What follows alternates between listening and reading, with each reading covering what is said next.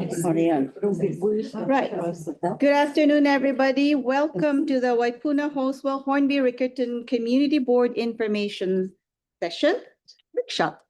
We start off with any apologies. I know I'm supposed to have people on Zoom who are not here yet, but we'll announce when they come.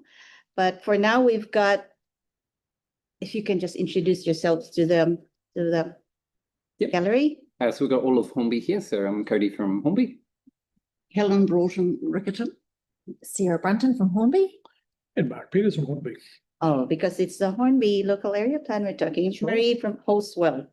Anyway, so welcome. Come forward, please. Who have we got? John Scallon, Nick Williams, Selena Lee. Richard, are you talking? Are you going to? No. You're just going to answer questions? And Melanie? Sure. You're the team up here. Do it. I'll get address. Cool. All right. You've got your Hornby reps here. Cool. Oh, hello, Hornby. Yeah. Hello, Hornby. It's a renewal vote. Yeah. But should we introduce ourselves to you? Can do. You go first. You're right. Hi, I'm Nick Williams. I'm a senior urban designer at Christchurch City Council, and I'm working on the Hornby local area plan. I'm Selena from NZTA. I'm a principal planning advisor. I'm John Scallon, senior planner in city planning team at Christchurch City Council. Oh, great. Yeah. Okay. So thanks very much for having us come along today just to talk to you about the local area plan and provide a bit of an update on what's been going on since we last spoke to you back in November, I believe. So that's just a quick reminder of what we spoke about last time. Again, if you have a look at the presentation from November, it goes into a lot of detail on the things, but that was our starting point when we went out and did a lot of the work which we're going to talk about today. Okay, so the update today, we're just going to talk about what we've progressed in terms of the work, some bit of information about what we've heard through our engagement, a bit of road network and state highway, which Selena from NZTA will be talking to specifically, bit of a update on some of the the workshopping we're doing in council, looking at some of the issues and opportunities for the area. Just going to touch on planning reform briefly because it provides a bit of important context for Hornby and the work we're doing, I think, as we look forward to what we're going to do in the future. And then we'll just talk about next steps and timeframes at the end. Okay. So what have we done so far? So I'm not going to read all the slides out to you, but just to let you know, we've been doing engagement, which I mentioned. And the team, various members of the team, we've done a lot of site visits, walkthroughs, looking at some of the areas we've heard about through the engagement. With transport experience, that's a nice way of saying that that Nick and a couple of other people headed out with Andrew and on bikes just to experience Hornby on bicycle. And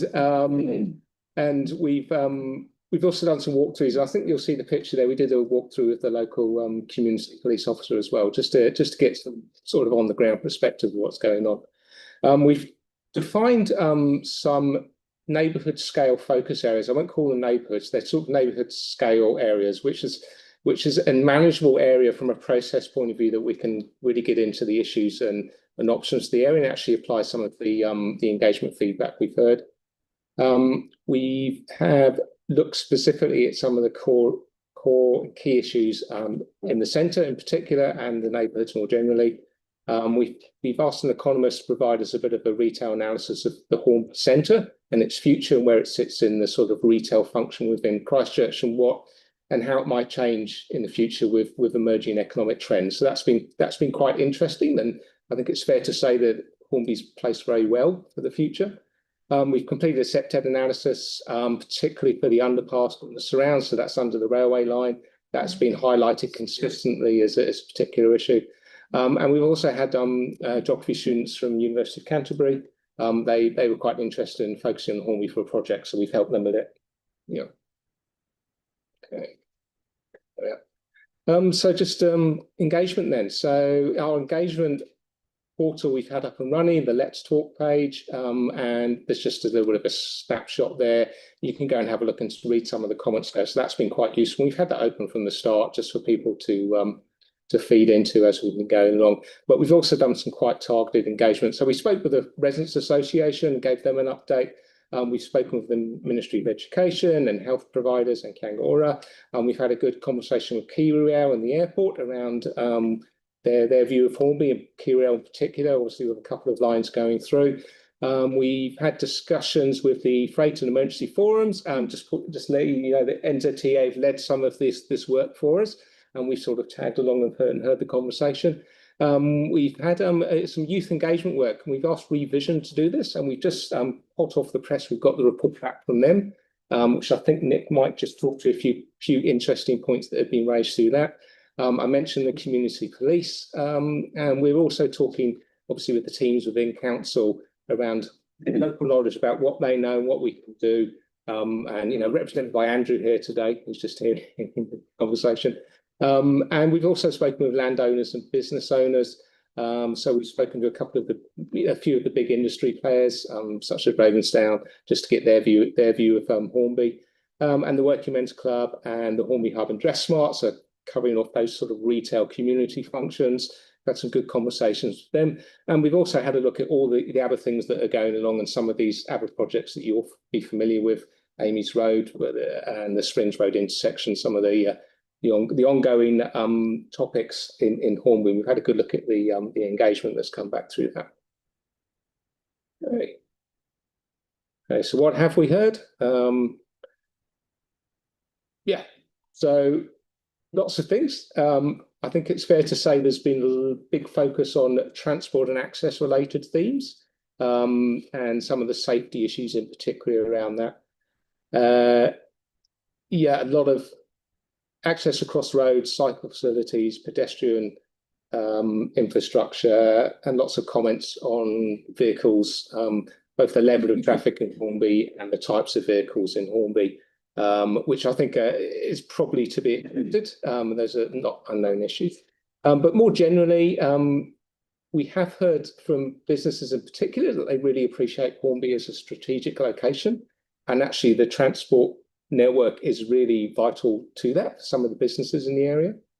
But people do want it to be safer to walk around, and businesses and engagement really see the potential for Hornby. And again, our economics report again reinforced that issue for us. But there's also a growing tension as the area gets busy, both with more people and more housing, and more industry. Some of the new greenfield areas potentially coming through, so adding more employment, more opportunities in the area. But with that comes the tension with the load on existing infrastructure that comes with that. So what I'll do now is just sort of pivot a little bit to say the main topic that's come through the engagement, which is around transport. So I'll come back on, sorry. I'll just mention here, see, Hornby has the state highway network through the centre, has some busy roads which serves some strong employment areas, and it's getting busier. And it's just the number of vehicles, but also the type of traffic. And we also have the future potential for mass rapid transport, connecting Hornby with the rest of the city, so making provision for that. And we also have a bus network, which is very popular and coming under some pressure.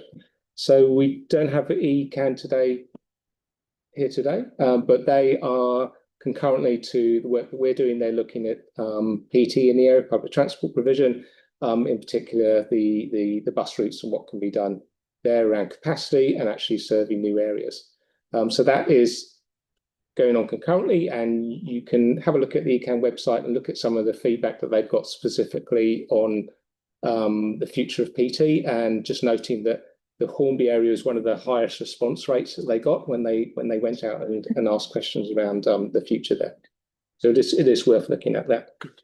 But segue into the State Highway, and what I'll do is I'll ask Selena now to jump in and talk specifically around some of the work that NZTA are doing around the State Highway. So, Selena. Thank you very much. So, yeah, we are looking at the State Highway network, and the area that we're looking at is slightly bigger than just the Hornby Town Centre. It is very much about that State Highway 1 and what the traffic with the growth that we are expecting. Like John has said earlier, this is strategically located. There is a lot of traffic. It attracts a lot of people coming here. We have done a bit of an analysis of where people are going right now, and these are two maps that we've generated with some TomTom data that was available to us. So on the left-hand side, so this is AM peak, and on the left-hand side is traffic all coming from the south. If we take that point between Pound Road and Main South, so start splitting into a Y as the origin, and that's 100%. Imagine that being a tap just turning on and where the sort of traffic are flowing through. You can see that about 10-15% that will go all the way through to the north, lots of the Sawyer's Arm roundabout side. You got 14% that will continue through and get into town. But the majority of them, about 60 to 70% of them, are actually heading for the area within sort of the Hornby Town Centre and the airport. So about 30 to 40% in that south and sort of airport area. So just give you an idea of where people are going, what are the sort of why people want to travel in this sort of area. And on the right-hand side, it's basically the same, but coming from the north. So using the Sawyer's Arm as that point of origin and 100% splitting from there. Again, it's about 7% that will go all the way through the system and exit towards south. But yeah, still the majority of people going to this area are actually accessing this area. And we find similar pattern for the interpeak and PM peak. I'm not going to repeat them, but the information is right at the back of the pack if you want to dive a little bit deeper into that conversation. So since the last time we were here, again, all the engagement that the council has done, we've tagged along, and we've been partnering through all those exercises, and we have shared our findings. Altogether, we've got about 224 ideas, and that goes into a long list, which is the top of this diagram. We can pull out the double ups, group some of the similar ideas down together. I got 146, and then sort of gone through some of the sort of more logical sifting through, and we've got about 60 ideas there. At the same time, we look at the function of Hornby and that wider area. We find that there are three sort of really fundamental but almost competing functions that we need to give them a bit of space to grow. So on the left-hand side is getting across Hornby. In the middle is getting to Hornby. And on the right-hand side is actually giving that town centre a bit of space just to make it a little bit better for work and play. And I know those don't add up to 60 ideas. The 60 ideas serve multiple functions, or some of them serve multiple functions. And from that, we have developed a bit of vision. And I think that is very consistent with what council is trying to do, even though we're looking at a slightly different sort of function and area. But we do want a reliable transport network for the Hornby area. So from all that, we have come up with our strategic response. Sorry. Oh, it's going too far. Right. So in general, there are five responses that we're looking at. The three red ones correspond to the red line, which is keeping the existing alignment of the State Highway 1.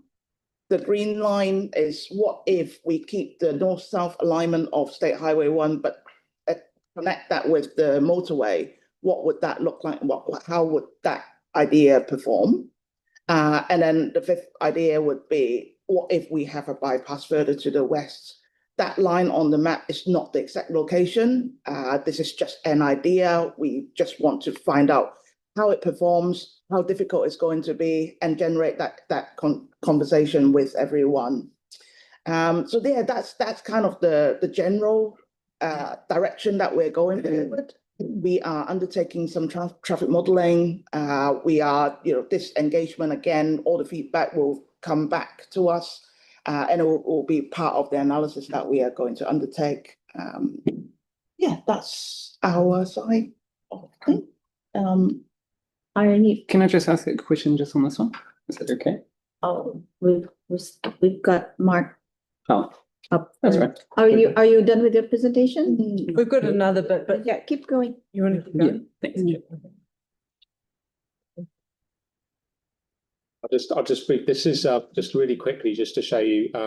This is how we broken the area down into focus areas, which is really just a process issue. When we get a lot of people in the room, it's easier to focus on a smaller area, and then we build up the picture once we've done each of these areas. So that's just a map, just to show you how we've worked our way through the neighbourhood. Okay, but anyway. Thank you. Thanks, John. One of the workshop areas was the southeast neighbourhood. So we've done 2 out of the 4 so far in Selina, and we had Orion come to our town centre one, which was really productive. We looked at understanding their businesses and trade-offs and gaps and opportunities. But anyway, this was the second one we did, was the southeast neighbourhood. And I think Mark's seen this plan before in the last presentation, but it's still actually a really big issue after we've looked at the whole area, is these massive block sizes. So this is a hard urban structural issue. You can see there, well, if you can look closely, I will just look at my piece of paper. Some of the block sizes are about 1,900 metres, 1,400 metres.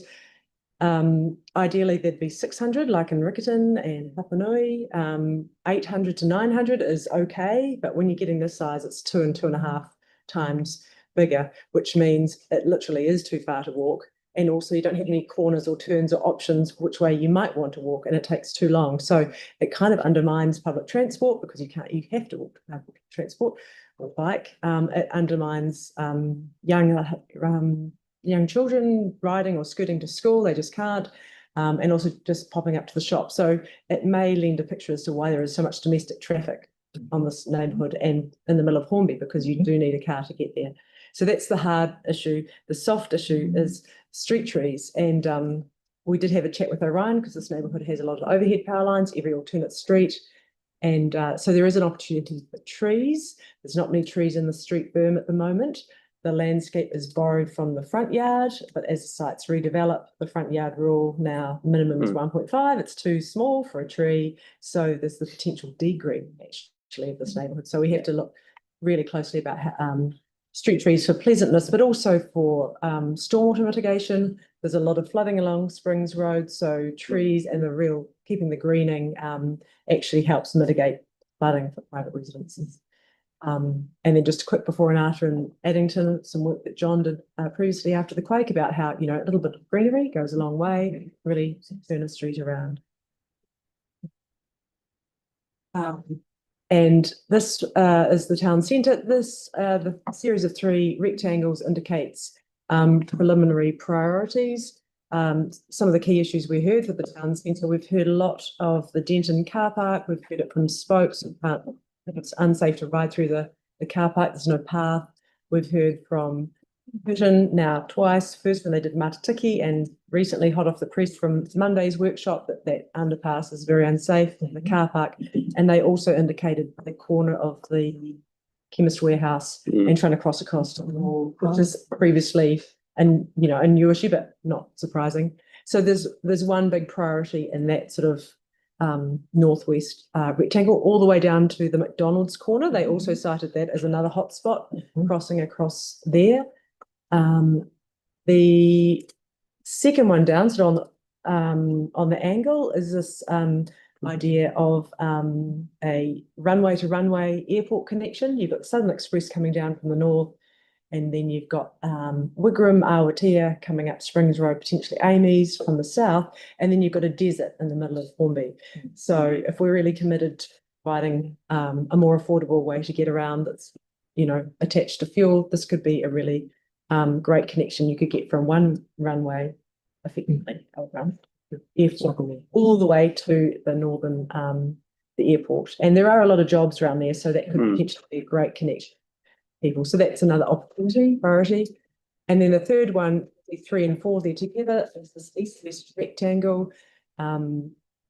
This is looking at the opportunity for actually creating some public realm. Again, that was the number 2 issue that we heard from the Lincoln students, and they were property students. So it was quite amazing to hear from them. The number 2 issue was that there was no public open space and that they just wanted to gather and mingle.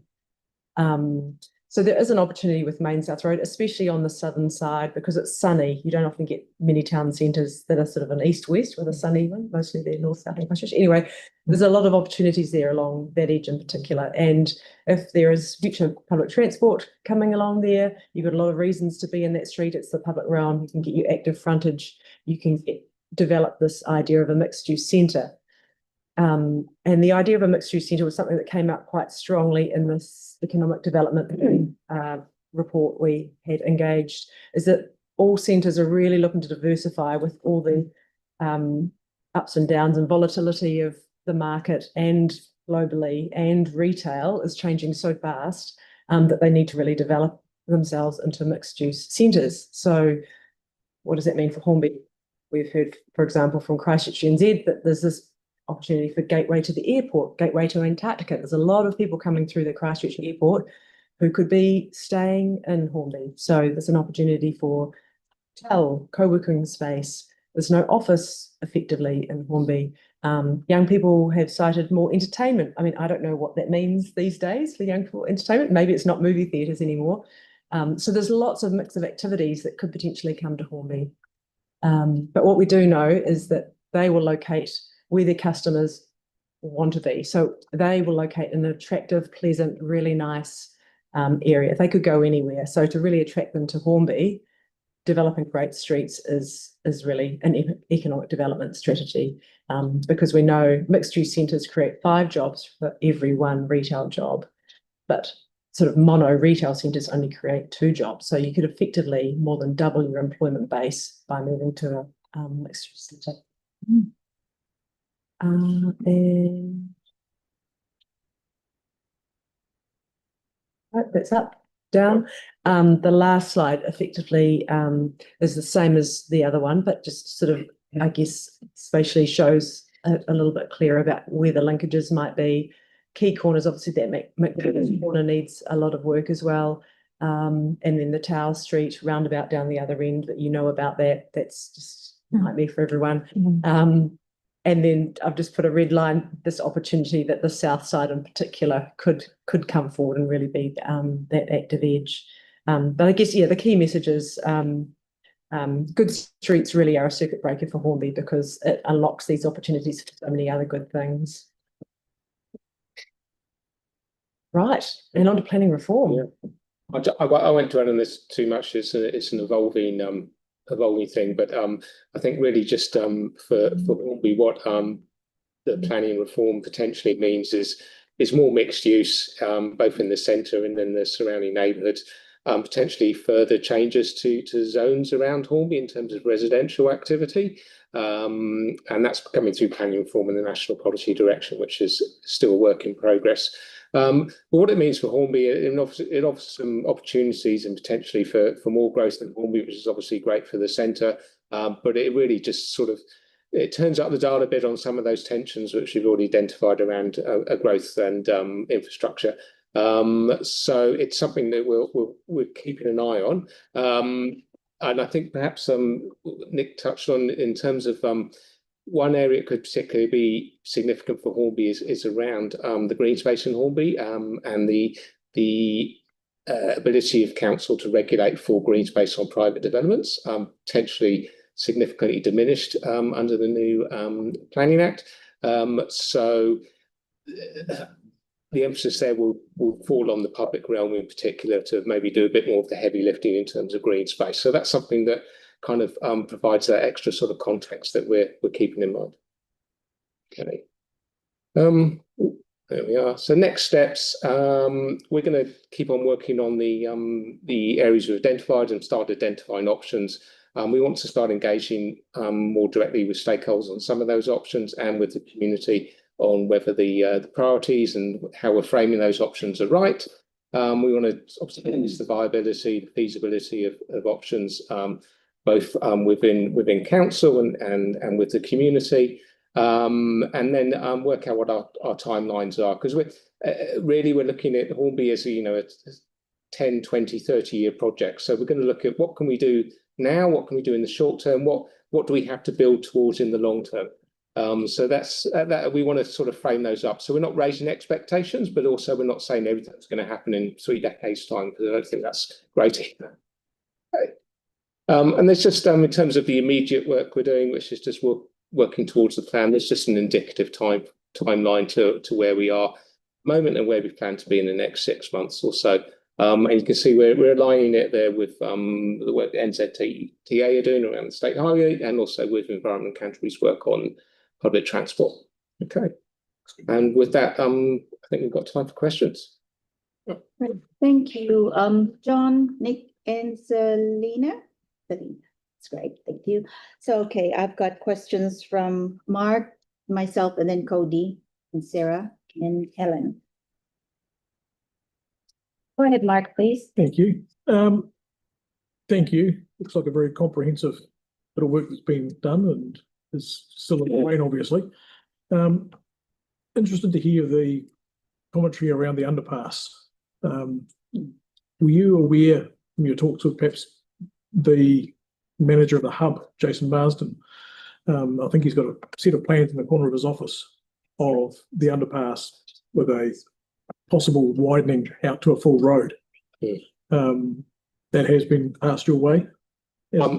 I'm aware of it from working on how many years ago was it? Many years ago. Yeah. I worked with the hub when they did their expansion. Oh, yeah. When the road was realigned through the area, and that was certainly in the mix then. So I'm aware of it from then. Mm-hmm.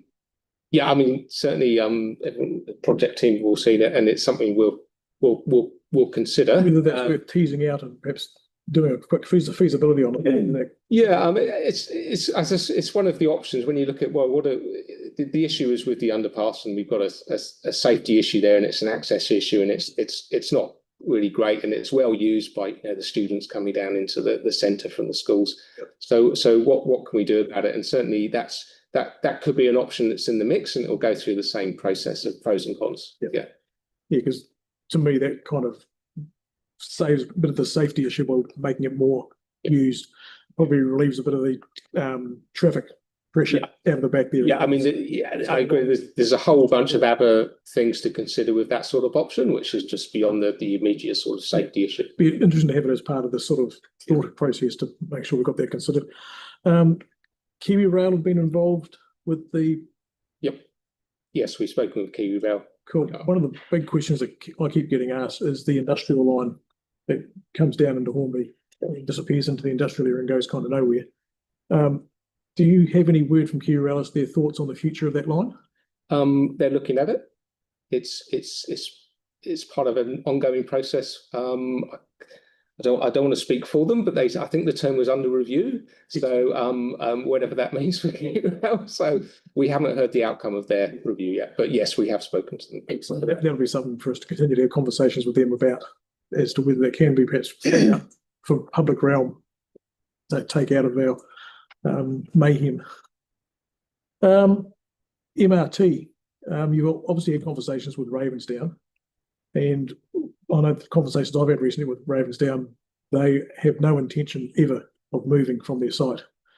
What they told us as well. And so I start thinking that and thinking, well, is the MRT route set in concrete, and would that be worth quickly rethinking and perhaps heading down Amy's up Springs and then rejoin the already sort of designated route, just to bring that MRT into more usable, I guess, populated areas, rather than sticking to going past a big industrial site that'll never be developed. I'll make a note of that, and I'll put it to the MRT team and see what their thoughts are on that. In terms of MRT along Main South Road, it's a wide enough road that it wouldn't affect Ravensdown operations. They'll be fine. It's just that you don't have the catchment. Yeah, that's the issue, is their buffer, and the impact that has potentially on the residential development in the area. Yeah. And then, of course, public transport under review right now with ECAN, so that's watch this space and we'll see what they come out with. Pound Road, I was intrigued with some of the numbers on Pound Road and the AM peaks. It was 40% up that route, which I thought was quite staggering, really. There's already a lot of people using it. Yeah. So yeah, but also they are also accessing that area as Yeah. well. So yeah, it is. Because that's quite an industrial access It is. by going up there on picking. So, but that did stagger me to see that 40%. So I guess that starts to lean towards the pound bypass thoughts that come into thinking. We're certainly looking into it, but it is also functioning. If it's already taking 40%, it is kind of already doing its job. Except the road's taking a hammering. Mm. So anyway, I'll leave that in your thoughts.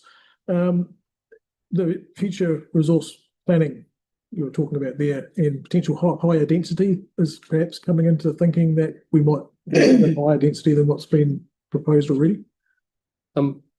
Does it kind of feel like where it's heading? I don't think there'll be. I don't think it'll be particularly higher. But and it kind of ties into that MRT question. The national policy direction, which is currently being drafted as part of the planning reform, will stipulate where zones need to change close to transit stops, etc. Yeah. So potentially, if MRT comes through Hornby, then that potentially may trigger the need for additional zone changes. Yeah. But as you mentioned, there are some constraints in Hornby around industrial uses. So how that plays out, whether there are exceptions allowed, etc., we just don't know. But it's just signalling that it's something that we're keeping an eye on because potentially it has an impact on how we need to look at some of the issues in Hornby, or just I think it'll be the same, but it's whether it increases some of the pressure on those tensions, yes. If you know what I mean. I guess particularly with some of the greening issues, where we're already one of the lowest canopies in Christchurch, and good example. Worse unless we have an active plan to get on top of it. Then with that, thinking about the greening issues, the possibility of acquiring reserves, is that something that you're sort of starting to get into this sort of urban planning process of this? Yes. So we make sure that we're looking at a future potential to need to look at acquiring sections every 10 sections or something to make sure we get some green space. And then with that, I heard street trees mentioned, which of course there's some streets in Hornby, particularly Neil Street is one of the classics, where it's acres of asphalt. Could do with some street trees just to break it up. And I did learn when I got on council first, there was a Greening the East project that was actually in the LTP. And I'm wondering whether perhaps we need a Greening the West project to have a strategic way of attacking this. Yes. So maybe that's something we can look at getting into the system too. Yeah. So we're talking. We have the urban forest, and so Toby, I think, who's come to the board here to talk about trees. So he's been involved in our workshops, and we're looking at options to bring trees into the street. And as I mentioned, and again, it ties into this the changes the planning that's going on is that the streets are going to have to do a lot more of the heavy lifting, if you like, in the neighbourhoods, because council won't be able to direct for landscaping so much on private space. So street trees is an obvious public space that the council owns, but to your previous point, also acquiring green space for greenery, which may include trees. But we're also looking at when we acquire space, there's an element of future-proofing there as well from an infrastructure point of view. The mid-block links, for example, is there a need to create not just access ways, but pathways for future infrastructure, pathways for trees, etc. So just future-proofing, and again, having that sort of what are the immediate short-term things we need to address, but what's the medium and long-term look like, and what does it look like if growth in terms of residential growth really does take off in Hornby and uses some of that zoned potential, what will that look like, and what will we be catering for in that environment, as opposed to what we're catering for now. So there's that sort of having that long-term lens on everything as well. And fascinated to hear that idea of linking the South Express and the sort of further down towards Aotea type way, the way of sort of cycleway routes. That sounds ingenious. and certainly trying to connect the communities. I mean, I often think how difficult it is for students going to Hornby High School from the Hornby South. It's an almost impossible task. So that, thinking the different options for the state highway is, I think, all part of that thinking. How can we make sure we can get walkable and cyclable and just generally human-friendly ways of getting around? So thank you for what you're doing. All good, Mark? Yep. Thank you, Mark. I've got myself a few questions, and then Cody, Sarah, and then Helen. So, the final output for the Hornby local area plan, is it something similar to the Southwest area plan and what was the other one? Belfast area plan? Have you looked at those ones? Yeah, from a topic point of view, Yes. it possibly won't be so, because those were two quite greenfield orientated area plans. They were quite extensive and a lot of focus on what were at the time a lot of fields and paddocks and what they would look like in the future. Particularly the Southwest, a lot of stormwater retention, sort of basin type work in there. So we'll look at it different for Hornby because we're with the focusing on the centre and the neighbourhoods we're dealing with an existing urban area. So it'll look quite different. We haven't quite decided what the final outcome will be. We just want to make sure we cover off the objectives and we're able to put everything together, all the options, and actually tell the story. Saying that, there will be some greenfield elements. We talked around the wider boundary for the local area plan, and this is the transport boundary, which takes us all the way up to the airport and much further south as well, and how we connect into Selwyn District, and the potential there for new industrial areas, new business land, potentially residential, and how those fit in. And there's a lot of planning that we'll need to put in there. Just around what we do with the state highway, what we do with the public transport network. So there will be elements of that in there, which will probably similar to what you would have seen in the Southwest area plan and Northwest area plans. Yeah. I'm not sure if you've looked at it closely, but just because I was involved with that ages ago, the boundaries of the Southwest area plan included parts of Hornby. Yes. So you might want to check in on that. And we've had there were a lot of technical reports prepared. So it might touch on those areas as well. So just might pay to just. Yes. So Hornby was sort of the northern edge of the Southwest area plan. Yeah. And actually Hornby was part of the Southwest area plan. It is part of the Southwest area plan. So yeah, so this isn't a different thing to the Southwest area plan. They complement each other. Anyways. Right. Okay. Thank you. Cody. Right. Yeah, thank you. And thanks to Mark for taking all my questions as well. Sorry. Thanks for coming in. This is a significant piece of work, so thank you for the work that you've done today. Just looking at the strategic responses, so you've got the 5 options there, and I guess there's 3 on one of those options. This talks about things like Orlanning Chens Road, a State Highway 73 interchange. That's quite a lot of work. We are really looking at how well it will respond to the future challenges we have got, how difficult it's going to be, and what does it mean if we really were going to do that. So by no means are we committing to it, and we do not have the money to do any of this. But we really want to know, is that going to solve our problem? If it is, then maybe it's worth us looking into it a little bit deeper. If it doesn't, then let's move on to something else. And so who would actually make the decision on that ultimately? Well, we are going to develop a strategic plan. So part of all these comments that we receive will go into that determination. It will go through our NCTA governance process. But at the end, it's not necessarily this is the fixed answer. Yeah, sure. It is very much, we try different things. These things seems to work better. And if we want to investigate further, then there will be separate processes that we need to go through. Sure. Okay. And I guess, how does this also feed into the LTP? Because it's almost a bit blurry sometimes where the responsibility for NCTA and the council sort of actually meet or overlap. Yeah, and again, this is probably looking at something more 20, 30 years. It potentially not, I will think maybe some very immediate and something that I'm really certain is going to make a difference will go into your LTP. Mhm. But other than that, it more than likely will go into the future ones. But it is more about, if we know this is a good idea, how can we stage it in a sort of digestible chunks? Then we can do it in a collaborative manner and not freaking each other out. Yeah, okay. And I guess just with reference to, say, the underpass you mentioned, for example, as well, would the preference there be, you know, I understand that the decision's made, right? Is the preference to go overhead, more like Brougham Street? Is that kind of what's being looked at? We are looking at the feasibility, the engineering feasibility of it all. I think Kiwi Rail would prefer us to have traffic over because they don't really want to touch the railway line. So that's one of the messages we heard. But yeah, we don't really know. Okay. Yeah.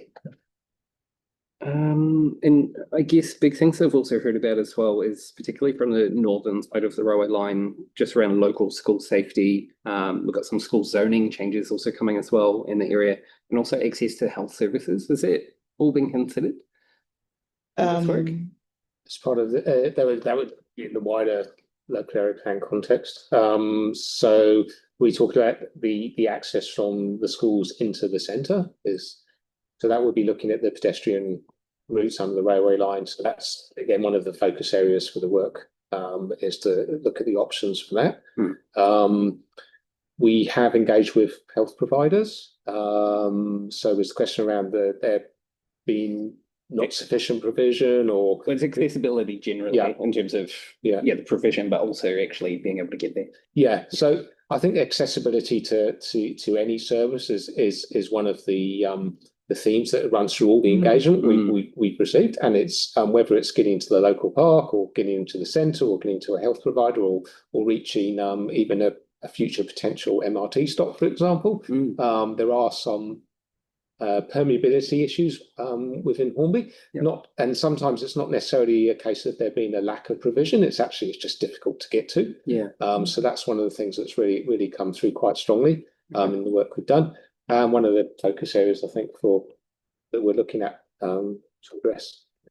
Yeah, and I guess when I just looked at this one, so I was a little bit interested to see that there wasn't really any mention of these kind of outer areas. So if I think about in Templeton, for example, I mean, any change that we're making in Hornby is also going to impact Templeton. And like, I asked some questions recently about an intersection in sort of Church Corner, sort of Stockburn area. And I got a response that, it's just at capacity. It's at the intersection of Krillitz and I think it's Clare First Street. Are those also being considered, or is this really just focused on Hornby as well? We have different focus levels, if you like, in terms of so in terms of looking at, say, individual blocks, we're sort of really zooming in there, and that's kind of it's too much deep. But as we go out, but at the same time, things like transport infrastructure and actually all the infrastructures, they don't exist in isolation. So we have a much bigger boundary looking at those issues. And, we're looking at the state highway network and the road network all the way out to the airport and further south down to the boundary of Selwyn. So that does incorporate those areas. That's it's similar to that. So all those elements come into it there, and those parts of it actually we're still to really get into the detail on those. But yes, we will be looking at any other potential issues that arise. Going east though towards Riccarton, there's a because Riccarton is also identified as a potential subject to a future local area plan as well. So there will be an element there of like, well, okay, well that. Where do we draw the line? Yeah. It won't be a hard line because everything's permeable, but we don't want to take any future topics away from those doing the Riccarton plan, if you like. Okay. And just lastly, so you mentioned something about the runway to runway, which is quite interesting because it is a major gap at the moment, but in particular along State Highway 1, once you basically go past, I want to say sort of the urban area, there's some farms, right? There's actually no cycling infrastructure at all. There is a gap to get the last leg Yeah. of the airport as well. So is that being considered? It was mentioned in the council's transport plan. Yeah, There's but a it is diagram. State Highway 1 though. I think it goes, I think once you get up to Broomfield, it goes across State Highway. and I'm then talking about north to the airport. Is it? Oh, right. I think it would loop round and get to Memorial somehow. But there is work by different transport Oh, okay. groups within council. There's Yeah, a number of options. yeah, it Get is. around It is a sort of give. local streets to try and I've done it before, but it's pretty you know, it's Very- like 80 k's and Yeah. it's just yeah, something. I did, but yeah, it's probably not the priority route. No. Yeah. Okay. But yeah, there is a missing link at the last leg as well. Yeah, Yeah. thank you. Yeah, and I think it's just worth mentioning that the local area plans that have been identified, three at the moment and potentially more to come, they kind of take the deeper dive into the area, but they sit within a wider program, which includes looking at all the networks across the city. So anything that connects into these local area plans, such as those missing linkages somewhere, do actually, they all figure in, but they're in that wider network space. Yeah. Thank you so much. Good. All right. Thank you, Cody. Now, before we move on, I note that we have allocated 30 minutes just for this presentation, including questions. And I'm conscious of the time that we are going over time. I just want to ask everybody, happy to keep going? Nobody's planning to leave anytime soon. You're not going anywhere? Nope. So happy to keep Probably need to leave at 5:30. 5:30. Okay, we'll Cool. finish 5:30. So, okay, so I've got Sarah, Helen, and then Mark again. So Sarah. Yes, thank you very much. This is really exciting and it's great to be a part of it. Page 22, what do those yellow lines signify? I might have Is missed it the it. last page? It's that one there. Oh, right. That was just an idea about having some connected footpaths and cycle links through there. Oh, I see. Yeah. Okay. But it was just an idea. Yes, okay. Looking at, and one of the opportunities is that, the edge of Denton Park, if you couldn't get the cycleway going along Chalmers Road because you've got the back of the Pack and Save loading, you could potentially go around the back of McDonald's and down the park. Yeah, Okay. driveway, car park. This one, that part there. That part. Interesting. Yeah. Potentially. Yeah. It Oh, was just a quick. oh, I see. Yeah. Okay. Okay, cool. And I'm just curious on the page 18 with the trees in Addington, what's the time difference between the two photos? Oh, Approximately, like we look at these streets in Hornby and we go, oh, how long would it take to, establish beautiful streets like that?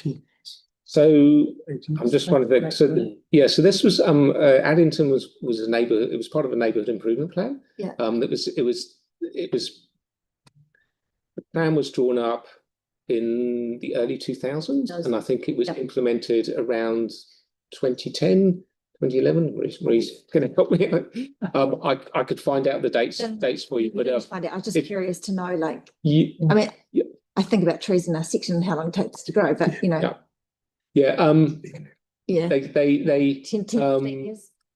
yeah, the council nurseries will have a stock of mature trees which they can put in to actually see. It's not, you don't have to plant the sapling and come back and take it. They can advance time a little bit. Yeah. But yeah, it's those sort of considerations come into it. What's the appropriate species of tree?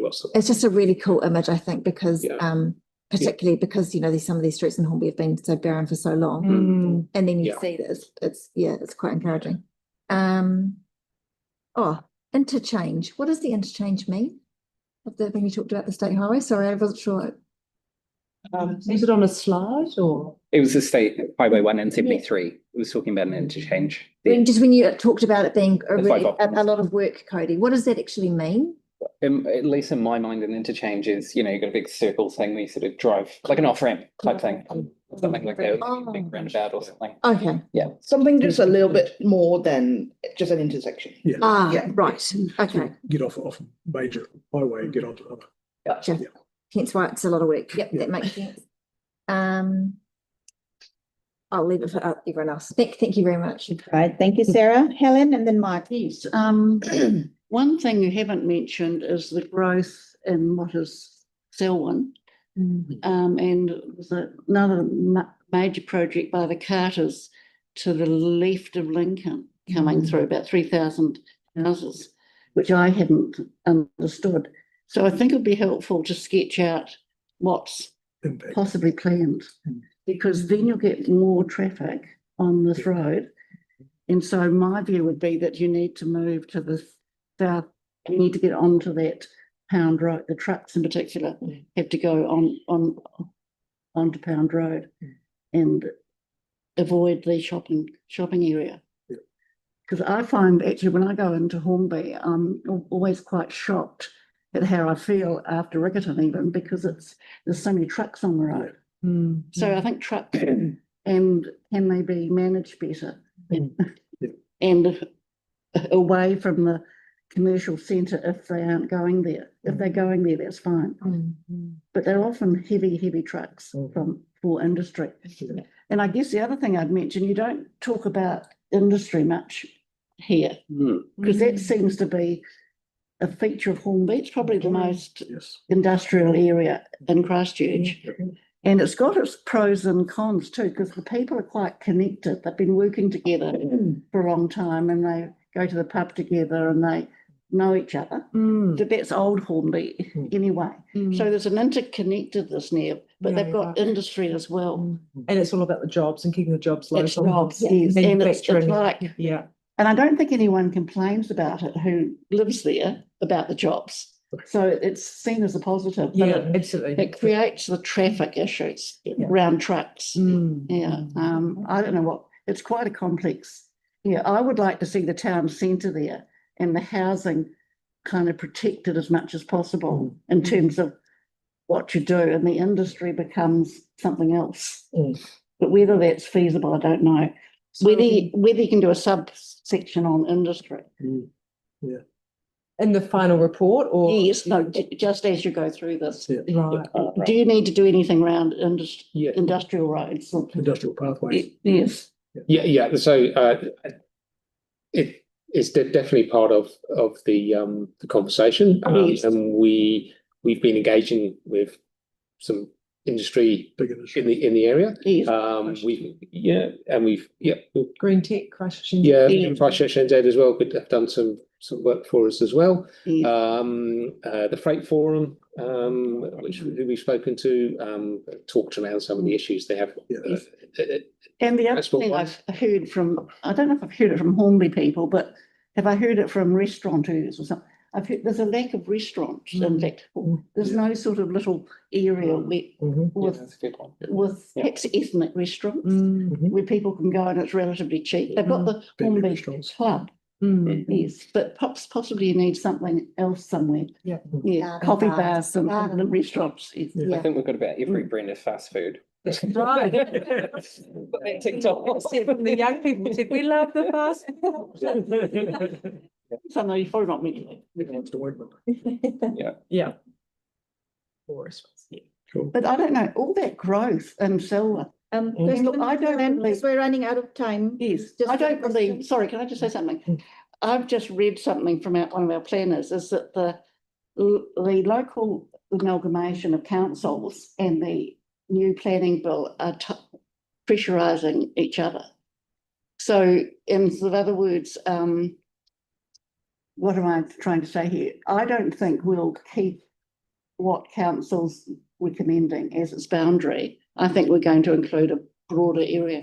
And the RMA fits into that process, or the planning bill. To acknowledge. Okay, because we've got one more question from. Yeah, that's enough for me. Okay, thank you. Mark, you got 5 minutes. Yep, no, thank you. Just a quick one. Thinking about the walkability of the heart of Hornby there. And one of the things we got a memo back on recently was the Woolworths Corner to the hub pedestrian missing link. Is that something that's kind of in your radar as a potential short-term quick win to get that resolved? Yes, so that's a good example. One of the things where we need to look at, is there a short-term solution that builds into a longer-term solution? And when I say short-term, it may not be something that's around for 6 months. It may be something that's there for a good few years and serves a good purpose in those few years before we eventually end up with the final product, if you like, which may be dependent on other things happen. So yes, I I know exactly the memo you're talking about, and actually the project team involved in that have been involved in our workshop, so we've discussed it as part. That'd be good, be good to have some sort of focus on that as perhaps a short-term one that might actually be something really quick to get out of this. And there's a few of those, so those are the ones we're looking at carefully. Excellent, thank you. Great. All that's done. Thank you very much, Selena, Nick, and John. Thank you. Thank you. Hopefully when are we going to hear next from you, after which Pre-public engagement. pre-public engagement? Yeah. Okay. And that is how many? I'm going to defer to our project manager, who hopefully is sick today, so I wouldn't want to answer on behalf All right. of her, but she's watching. Yes, and you'll get an idea in the we had an indicative timeline in the back of the slide Oh, yes, back there. yes. You'll see that, but we may want to come and speak to you sooner anyway. We're getting some Anytime. ideas together about how we want to approach things and bring yourselves more involved in the process. Yes, that would be great. And just keep us informed and that'll be awesome. Thank you. Thank you very much again. Thanks. Right. Okay, so we will now move Thank you, into Pam. PX, public excluded. We will wait a while we sort out everything. Thank you. Andrew. Are we off?